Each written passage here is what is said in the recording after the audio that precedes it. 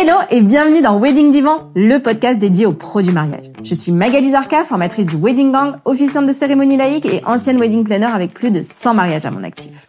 Si tu es entrepreneur dans le milieu du mariage ou que tu souhaites te lancer, ce podcast est fait pour toi. Comment réussir, comment se démarquer et surtout, comment durer dans le mariage? Autant de questions auxquelles nous répondrons ici via des interviews sans tabou de prestataires de mariage ou qui peuvent t'aider à améliorer ton business. On y abordera leur parcours, leurs réussites et leurs erreurs aussi parfois. Je partagerai également avec toi tous mes conseils, astuces et outils pour te donner un accès direct à la réussite dans le Wedding World. Allez, pose-toi dans ton canapé, écoute-nous dans ta voiture ou même en faisant la vaisselle et surtout, abonne-toi pour ne manquer aucun épisode. Hello le gang, j'espère que tu vas bien. Aujourd'hui, je te propose de découvrir Elodie, aka Hello Madame officielle, sur Insta dans ce nouvel épisode de Wedding Divan. Elodie fait partie du projet Made for Weddings et je suis trop contente de te la présenter.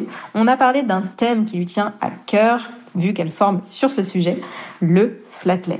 Cette façon de mettre en avant la papeterie d'un mariage remporte de plus en plus de succès. Alors si tu veux plus d'infos sur le sujet, écoute ce qui va suivre. Hello Elodie, bienvenue dans Wedding Divan, trop ravie de t'accueillir. Salut Magali, je suis ravie d'être avec toi aujourd'hui. On a plein de choses à se dire, on a plein de questions, j'ai plein de questions pour toi.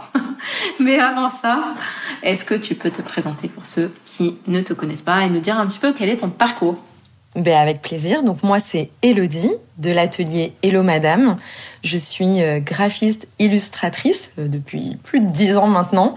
Je me suis spécialisée donc dans la papeterie de mariage, dans le live sketching et tout ce qui est aussi accessoires textiles et identité de marque. Voilà, parce que je viens du textile à la base. J'étais designer textile avant. Ok. Et le sujet du jour, ça va être les flatlays. Alors déjà, est-ce que tu peux nous dire ce que c'est pour ceux qui découvrent? Alors le flatlay, c'est l'art en fait de sublimer son travail. Ça peut être des objets, ça peut être de la papeterie, parce que petit spoiler, le flatlay ne vient pas du monde du mariage, mais l'idée c'est de sublimer le détail. Pourquoi les flatlays, à ton avis, sont devenus si populaires dans le monde du mariage, justement? En fait, aujourd'hui, moi, je vois avec toute la partie graphisme, papeterie, les futurs mariés mettent de plus en plus de budget pour une papeterie vraiment sur mesure. Quelque chose vraiment qui raconte leur histoire, qui soit quelque chose d'unique, qui leur ressemble. Et ça demande aussi un budget un peu plus poussé. Et d'avoir un souvenir, ça fait partie en fait de leur mariage. Et du coup, arriver à mettre en valeur, sublimer la papeterie, les objets, etc., qui sont vraiment très personnels. Aujourd'hui, c'est une demande de plus en plus croissante au niveau des futurs mariés. Ok. C'est quoi les éléments à inclure obligatoirement dans un flatlay pour que ça soit beau, hors du commun, original? En vrai, moi, je trouve que c'est... ce qui est super, c'est les objets un peu totems qui viennent du cœur. Ce qui est très beau, c'est donc tout ce qui est papeterie de mariage, donc le faire-part. Mais ça peut être aussi le jour J, si on fait des menus, des petits marque-places, toute cette papeterie le jour J. Après, ce qui est très beau, c'est aussi, ça peut être des accessoires. Donc, ça peut être les chaussures de la future mariée, ça peut être un nœud papillon du futur marié, ça peut être des bijoux, un bijou de famille, une petite ring box, une boîte d'alliance, ça peut être tous ces accessoires-là, en fait. Trop bien. Et du coup, tu mets ces accessoires en avant.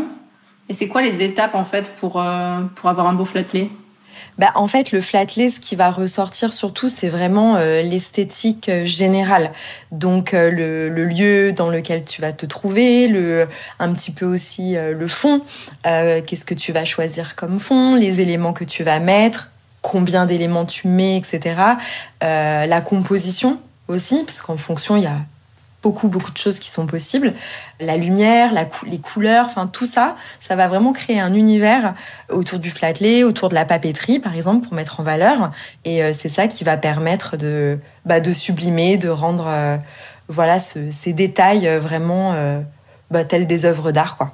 Alors, je vais poser une question qu'on doit te poser souvent. Est-ce que c'est obligé d'acheter des fonds ? Non, c'est pas obligé. Bien sûr que non, rien n'est obligé. On te la pose, cette question ? Ouais, on me la pose. C'est vrai qu'on me la pose souvent. Non, on n'est pas obligé. Moi, j'adore... En fait, ce qu'il faut savoir, c'est que le flat-lay, en fait, il y a un peu deux écoles. Il y a l'école qu'on appelle vraiment fine art, voilà, avec des codes, des règles très précises. On a quelque chose de très luxe, très quelque chose d'assez cadré. Moi, je suis quelqu'un de très créatif et en fait, j'avais envie de bousculer un peu les codes et amener le flat-lay dans de la créativité. Et du coup, utiliser ce qu'on a à portée de main. Ça peut être un sol chez soi, ça peut être même un mur. Enfin, je veux dire, voilà, l'idée, c'est de booster sa créativité, ne pas se mettre de frontières, pas se mettre de règles, de limites. Et voilà. Et donc, l'idée, non, c'est pour ça que moi, en tout cas, ma vision du flat-lay, pas besoin de fond. C'est quoi les erreurs que tu vois le plus souvent dans la composition d'un flat-lay ou dans la façon de le mettre en place ? Souvent, y a des problèmes un peu d'équilibre sur la composition, notamment, parce que c'est vrai que c'est quelque chose de très visuel. Moi, il y a quelque chose que je vois tout de suite et que je déteste, qui me fait faire des bouffées de chaleur, c'est quand il n'y a rien qui est droit, il n'y a rien qui est parallèle. Ça, c'est horrible. C'est moche, on va pas se mentir. Okay. Voilà, c'est ça. Est-ce qu'il y a d'autres erreurs que tu vois dans la mise en place ou peut-être la préparation ? Ouais, la préparation, après, c'est vrai que c'est quelque chose qui demande... En fait, je pense que c'est la première erreur. On se dit, en fait, le flat-lay, c'est pas compliqué. Je vais prendre un truc, je vais le poser là, je vais mettre ça, et puis ça ira. T'essayes et tu vois que... c'est pas si facile. Pas beau. Non, en fait, c'est pas si facile. Voilà. Est-ce que tu peux nous donner, par exemple, des exemples de questions à se poser avant de créer son flat-lay ? Ouais, moi, la première question, c'est qu'est-ce que j'ai envie de raconter, en fait. Ou par exemple, si on est sur un mariage, mes futurs mariés, mes mariés, c'est quoi qui m'ont plu chez eux ? C'est quoi ce qui les rend différents des autres ? Voilà, c'est vraiment, je trouve, raconter...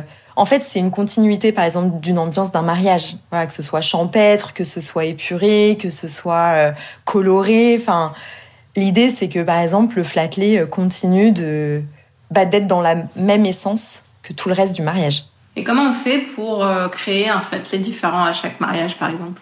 J'imagine que c'est une des questions qu'on te pose aussi. Ouais, ça, en fait, je pense que c'est s'inspirer déjà de ce qu'on a sur place. C'est aussi, je pense, être curieux et faire des tests. Vraiment aussi, il y a beaucoup de... Il faut essayer, il faut s'entraîner. Alors, justement, tu disais s'inspirer de ce qu'il y a sur place. Ça m'inspire une question. C'est combien de temps ça prend de faire un flat-lay ? Est-ce qu'il vaut mieux le faire la veille du mariage ou le jour J ? C'est quoi tes conseils là-dessus ? Après, c'est vrai qu'en général, le flat-lay, ça peut prendre en vrai... Quand on est assez à l'aise avec l'idée, je pense qu'on va pas se mentir, sur 30 minutes, c'est un peu le temps moyen.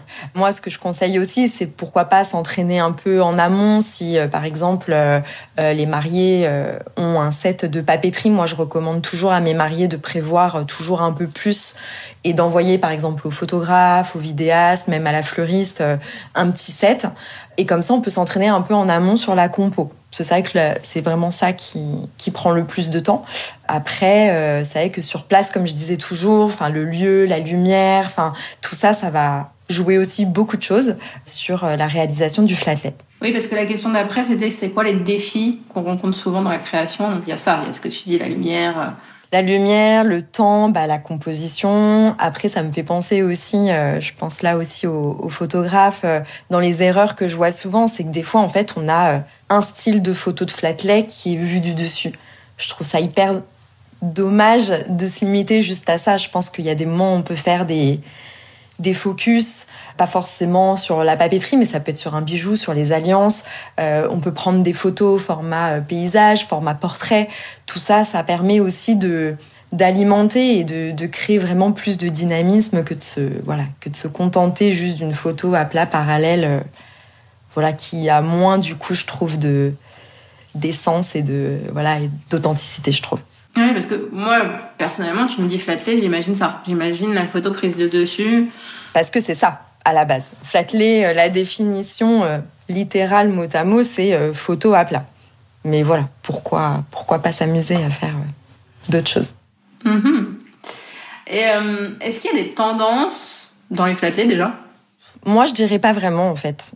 Moi, en tout cas, de ma vision, je trouve que voilà, s'inspirer, comme je disais tout à l'heure, du mariage qu'on a.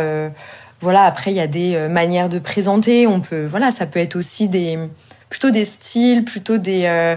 voilà, par exemple, il y en a, ils adorent travailler sur des fonds. Donc, ça peut être aussi une patte spéciale. Ou voilà, donc ça, là-dessus, c'est pas comme les tendances mariage où on va dire, bon, OK, là, c'est du champêtre à fond. Là, on est sur un peu du Frida Kahlo, tellement que c'est fleurs colorées. Voilà, dans le flat-lay, je trouve que... moi, ma vision, c'est de s'amuser, peu importe la thématique qu'on peut avoir. Trop bien. Et est-ce que tu as des idées sur ce qu'on pourra voir l'année prochaine en termes de flat-lay ou pas? Alors là, je t'avoue qu'après un retour de vacances, je suis pas encore trop connectée à ça. ou cette année, qu'est-ce que tu as pu observer? J'aime bien le côté abondance. Par exemple, voilà, le côté flower power où on en met plein. Moi, j'aime quand il y a des choses qui se chevauchent sur la papeterie. Ouais, voilà, j'aime bien mettre le bouquet de la mariée. J'aime bien mettre beaucoup de choses, en fait. Ok. Et si tu devais donner plusieurs conseils à quelqu'un qui démarre en fait dans le flat-lay, qui s'est jamais essayé à l'exercice, qu'est-ce que tu lui dirais? Déjà de regarder ce qui se fait pour vraiment entraîner l'œil. En fait, ça c'est pareil que ce soit en graphisme, en archi, enfin tout ça c'est un truc que moi j'ai appris depuis mes études. Donc vraiment s'inspirer, regarder, faire travailler son œil en fait. Et ça va vraiment aider ensuite pour avoir plus d'aisance en fait. Puis après, c'est commencer. Moi je dirais commencer petit. Le but c'est pas de prendre toute une papeterie de mariage avec des grands formats, Non, l'idée, c'est peut-être commencer par un faire-part et voir comment on peut sublimer le faire-part. Voilà. Ok, super. Écoute, on va passer aux questions que je t'ai pas envoyées. Les petites questions surprises. T'as oublié. Est-ce que t'as déjà eu envie d'abandonner ce métier? Non. Non, parce que je sais pas en quoi je serais talentueuse pour faire autre chose. Ok. Mais t'as jamais eu de moment de doute Ah si, ça, tout le temps. Qu'est-ce que tu te dis dans ces moments-là? Ou pour t'en sortir? En fait, c'est ça, c'est de me dire, d'accord, tu doutes de toi, mais pour quelle raison tu doutes de toi? Et non, vas-y, accroche-toi, persévère, parce qu'en fait, ta place, elle est là, quoi. Trop bien. Est-ce qu'il y a une personne dans ta vie, pro ou perso, qui t'a influencé le plus? En fait, je crois pas, parce que du coup, dans ma famille, personne a fait de l'art. Quand j'ai voulu faire des études d'art, je crois que j'étais un peu un ovni. Donc voilà, mais par contre, j'ai rencontré mon mari lors de mes études d'art. Donc du coup, lui, il est plus dans tout ce qui est design, archi et tout ça. Donc du coup, c'est un créa aussi. Donc ça, on échange beaucoup sur la partie créa. Donc ça, c'est chouette. Et t'as pas un mentor ou, je sais pas, une prof qui t'a inspiré, tu t'es dit, voilà, c'est ça que je veux faire, tu vois? Pas forcément dans le graphisme, mais c'est vrai que mon lycée où j'ai fait vraiment les arts appliqués, j'avais des profs et un directeur extraordinaire. Ça m'a donné envie de poursuivre, en tout cas dans tout ce qui était art. Ok. Le plus mauvais conseil business qu'on t'ait donné? Peut-être de tenter de vouloir plaire à tout le monde. Et pourquoi c'est un mauvais conseil? Parce qu'en fait, c'est juste pas possible. En fait, c'est parce que voilà, je me rends compte, pour avoir essayé beaucoup de choses, que c'est normal de pas plaire à tout le monde, parce que voilà, on n'est pas tout le monde, tu peux pas répondre aux besoins de tout le monde, et je trouve qu'en fait, à vouloir être partout, en fait, t'es nulle part, quoi. C'est vrai, je suis d'accord. Le moment pro que tu as vécu qui était le plus challengeant pour toi?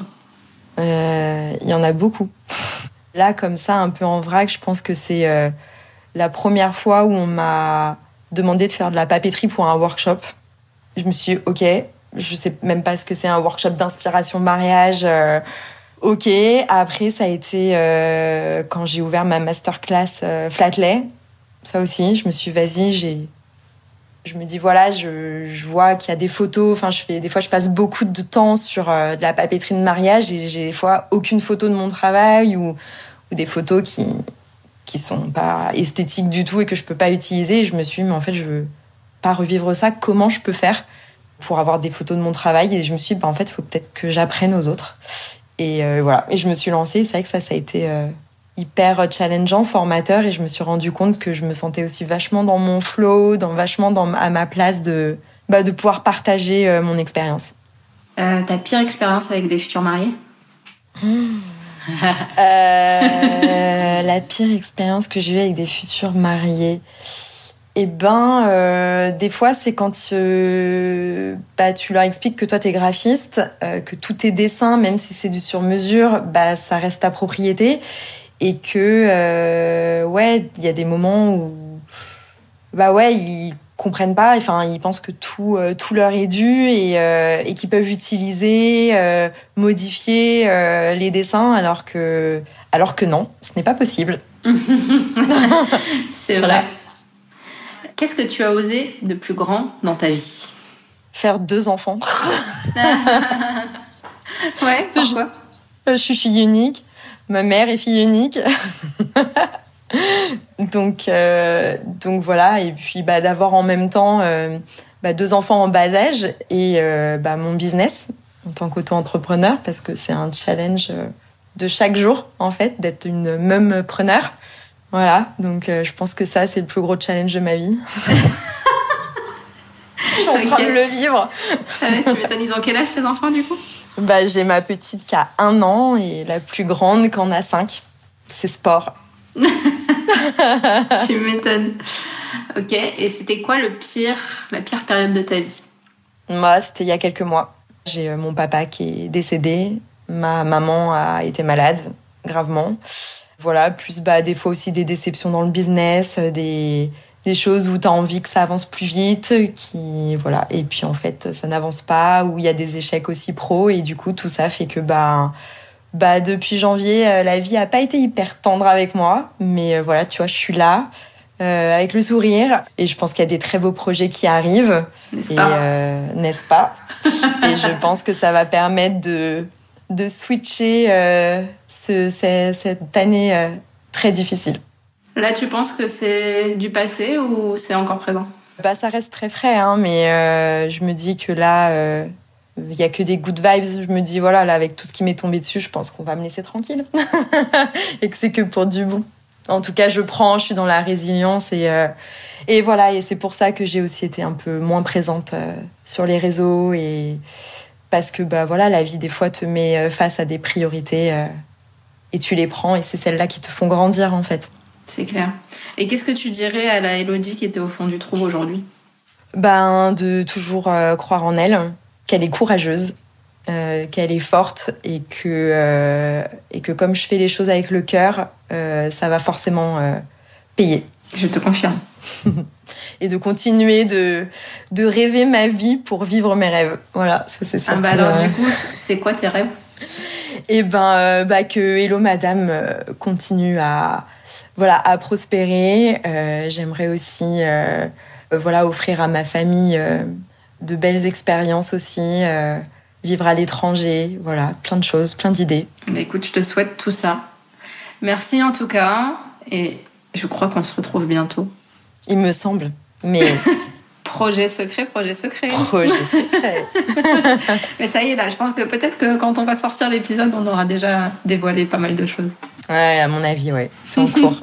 En tout cas, j'ai hâte. Et moi aussi, j'ai très hâte. Je te dis à très vite. Merci Magali pour tout. Merci à toi. À très vite. Ciao. Ciao. Et voilà le gang, j'espère que cet épisode t'aura plu autant qu'à moi. Si c'est le cas, partage-le sur Insta en nous taguant Hello Madame officielle et moi, le Wedding Gang, ça nous fera trop plaisir. Et si tu veux m'aider à faire connaître Wedding Divan, il suffit de me laisser 5 étoiles sur Apple Podcast ou sur Spotify, ça m'aidera beaucoup. Un immense merci à toi et à très vite pour le prochain épisode.